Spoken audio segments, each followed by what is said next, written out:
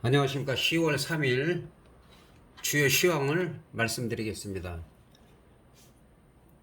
지금 미국 시장 같은 경우는 지금 추세적으로 꾸준히 상승했다가 지금 횡보를 하고 있는데, 실제로 우리 시장은 또 오히려 미국 시장에서 모든 원인이 나오고 있는데도 불구하고 우리 시장은 좀 지지부진하고 있습니다. 미국 시장 같은 경우 일봉상으로 지금 거의 쌍바닥을 다지고 있고, 급등락을 계속하고 있습니다. 거기에 따른 이유는 테이퍼링이나 코로나는 미국이나 유럽은 90% 이상 접종이 돼서 지금 마스크도 안 쓰고 자율적으로 하는 분위기고, 우리나라 같은 경우는 지금 2,000명 이상이 계속 나오고 있기 때문에 아직까지는 코로나 영향을 받고 있습니다. 그래서 미국이나 유럽은 축구 경기나 이런 부분도 관중을 다 개방을 하고 있고, 그래서 우리보다는 모든 면에서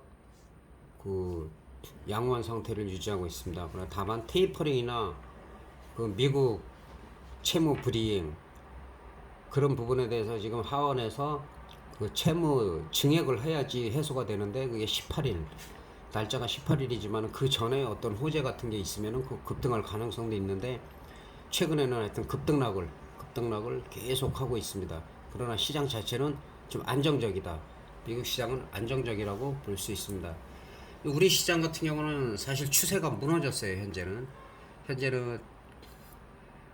3050선은 지켜줘야 되는데, 지금 3000선이 무너졌고 지금 3015를 저점을 찍었는데, 이 상태로 만약에 미국 시장에서 반등이 나오지 않았더라면 오히려 2970, 2900도까지도 밀릴 가능성이 있었는데, 미국 시장에서 500포인트가 넘는 그 반등이 나왔습니다.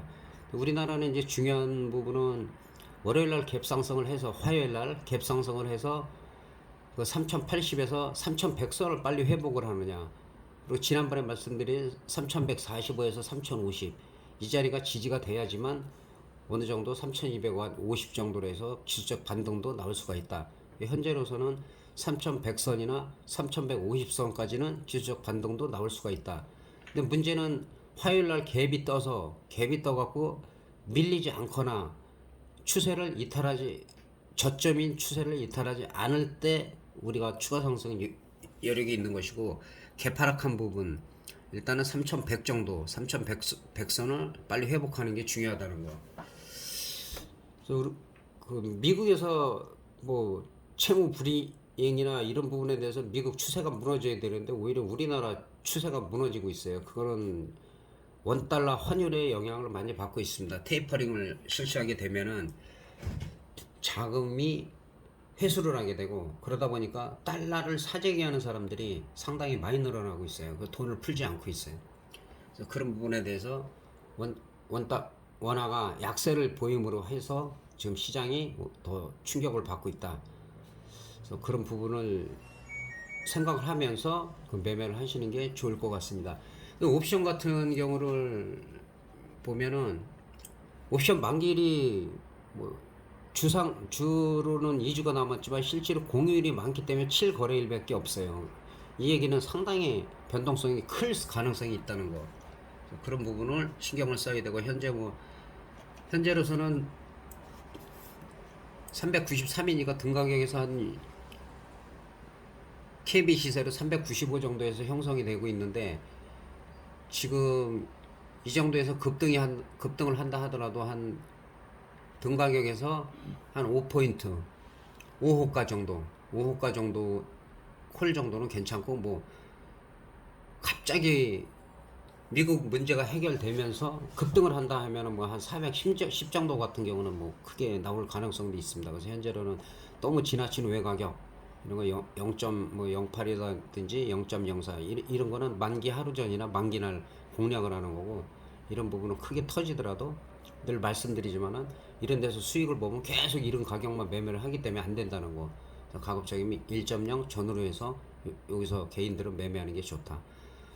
풋옵션이 좀 강하기는 하지만 풋옵션도 마찬가지로 또 급등을 하게 되면 거의 380대까지는 다 휴지가 될 가능성이 있기 때문에, 밀린다 하더라도 한 390선 92까지는 지지가 돼야 되기 때문에 이런 부분 생각하시면서 한 등 가격에서 한 6호가 현재까지는 뭐 한 7억과 8억가도 괜찮은데 만약에 급반등이 나오게 되면 풋옵션이 상당히 위험합니다. 지금 풋옵션이 강세지만은 그런 부분을 좀 신경을 쓰시면 될 것 같습니다.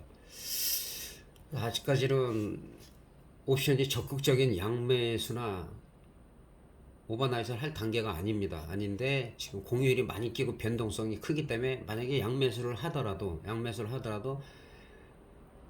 갭 상승을 하거나 갭 하락을 했을 때 그리고 어느 그런 시점에서 양쪽 비슷한 가격대 양매수를 하고 하루 이틀 정도 보는 것도 괜찮을 것 같습니다. 그래서 어쨌든 지금 거래일수는 2주지만 매매일수는 그렇게 많이 남지 않았기 때문에 변동성이 상당히 커질 수 있다는 거, 그런 부분을 좀 신경 쓰면 좋을 것 같습니다.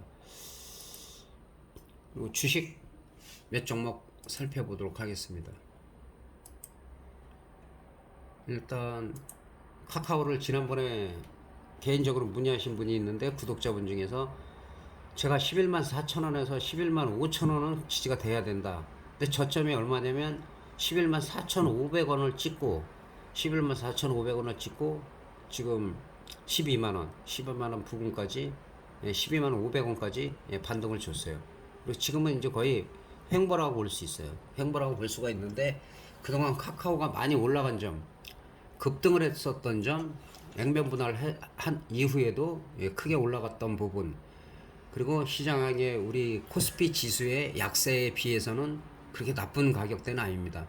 근데 만약에 11만 4천원이 무너졌다 하면은 그 다음에는 10만 7천원대, 그 다음에 뭐 엄청 빠진다면은 뭐 8만원에 7천원에서 9만원대까지도 밀릴 수가 있지만은 현재 상황으로는 여기까지 밀리기보다는 이 부분에서 지지 11만 4천원대, 여기가 만약에 시장이 안 좋아가지고 글로벌 시장 전체가 안 좋아서 빠진다 하면 일단 한 10만 7천원대를 보시면 되고, 일단 12만 500원을 찍었기 때문에 이 카카오가 좀 제대로 가려면은 12만 5천원은 넘어가야 되고, 그 위에 가장 중요한 13만 5천원 자리가 있어요. 여길 뚫어주면 이제 그 다음에 15만원, 뭐 16만원, 17만원대까지 갈 수 있기 때문에 지금 자리에서 12만 5천원, 13만 5천원 자리를 뚫는지가 중요하다. 아니면 올라갔다 다시 바닥을 확인하러 내려올 때는 이때쯤에서는 수익 나신 분들은 한 절반 정도, 절반이나 3분의 2 정도 팔았다가 어느 정도 내려와서 더 빠지지 않고 횡보를 할 때 추가 매수를 하면 주식수도 늘어나고 리스크 관리도 될 수 있다는 거 말씀드릴 수 있겠습니다. 그리고 한국전력은 늘 말씀드린 대로 현재로서는 한 22,000원대, 22,000원, 22,500원까지 밀린다 해도 나쁘지가 않다. 현재로서는 23,000원대가 지지가 되는 게 좋다. 23,000원대가 지지가 되면 한번 매수해 볼 만한데 23,000원이 무너지면 아예 22,000원대까지 한번 기다려 보는 것도 괜찮을 것 같습니다. 꾸준히 안정적인 종목이기 때문에 그렇게 나쁘지가 않습니다.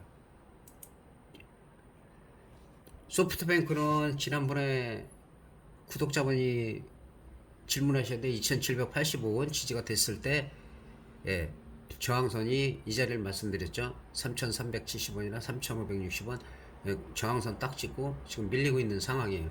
마찬가지로 2785원을 지켜지든가 아니면 이탈하더라도 밑꼬리가 쭉 달려서 올라올 때 매수지, 지금은 매수 단계는 아닙니다.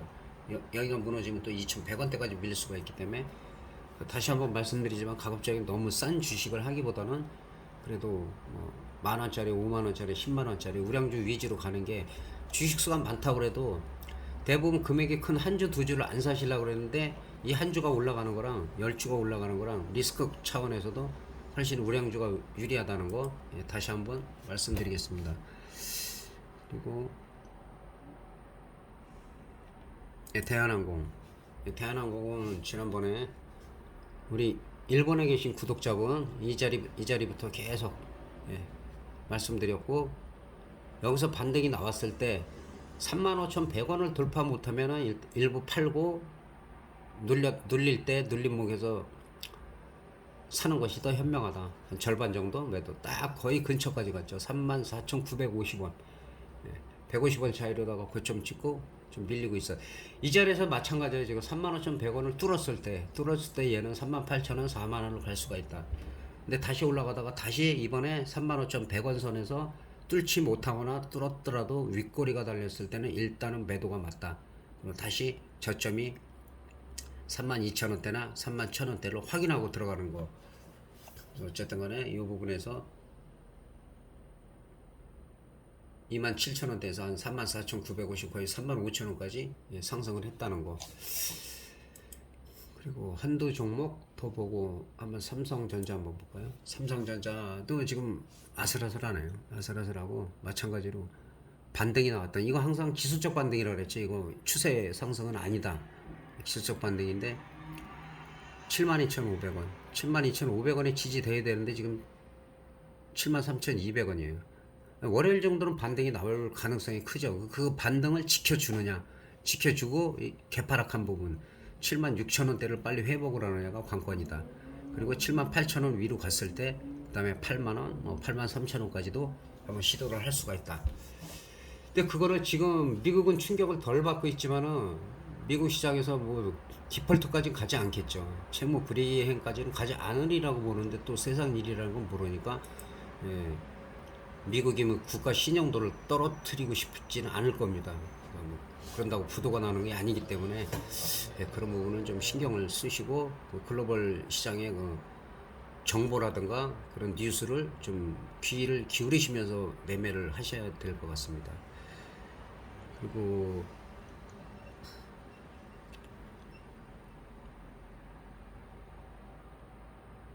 마지막으로 제약주 말씀하신 분들이 많아가지고 녹십자 대표로 설명을 하겠습니다. 저점은 여기서 쌍바닥이죠. 쌍바닥 찍고 그러니까 우리가 지금 종목들이 비슷하죠. 이렇게 올라갔다가 지금 이런 자리에서 여기서 한 번 더 추세가 이탈하면 좀 더 크게 빠질 수가 있는데 이렇게 반등이 나올 수 있는 그런 조건이 미국의 500포인트가 넘어갔기 때문에 가능해요.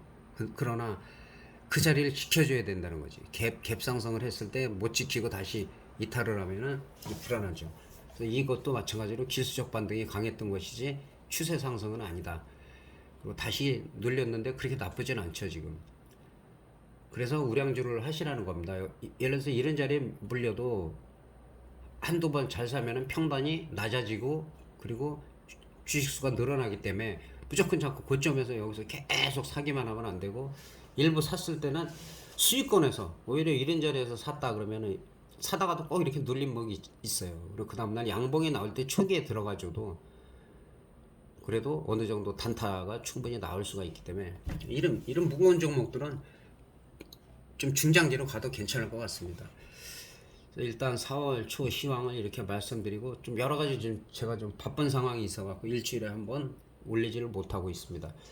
그리고 유튜브 화면에 그 파란 자막이 나오는 거는 그 구글에서 자동으로 올려주는 건데 그게 잘 맞지가 않아요. 그래서 화면 상단을 손으로 눌러보면 화면 상단을 눌러보면 점 3개가 나옵니다. 점 3개 나오면 자막이 나오고 자막 사용 안함으로 하면은 없어집니다. 근데 정확하면은 봐도 되는데 그게 공통이에요. 유튜브 공통이기 때문에 그 자막이 귀찮으신 분들은 삭제를 하시고 보는 게 좋을 것 같습니다.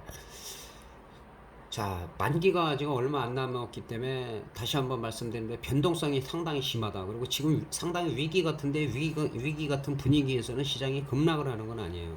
급락을 하는 건 아닌데 특히 우리 시장이 원달러 환율 영향도 있기 때문에 더 약한 부분이 있어요. 근데 좀 억울하죠. 우리는 막 G7에서 초대를 할 정도로 세계 경제 10위다 그렇게 인정을 받고 있는 나라에서 이렇게 지금 계속 지지부진하기 때문에 그런 부분을 좀 신경을 쓰시면서 중장기로 가시는 분들은 계속 우량주로 가시면 좋을 것 같습니다.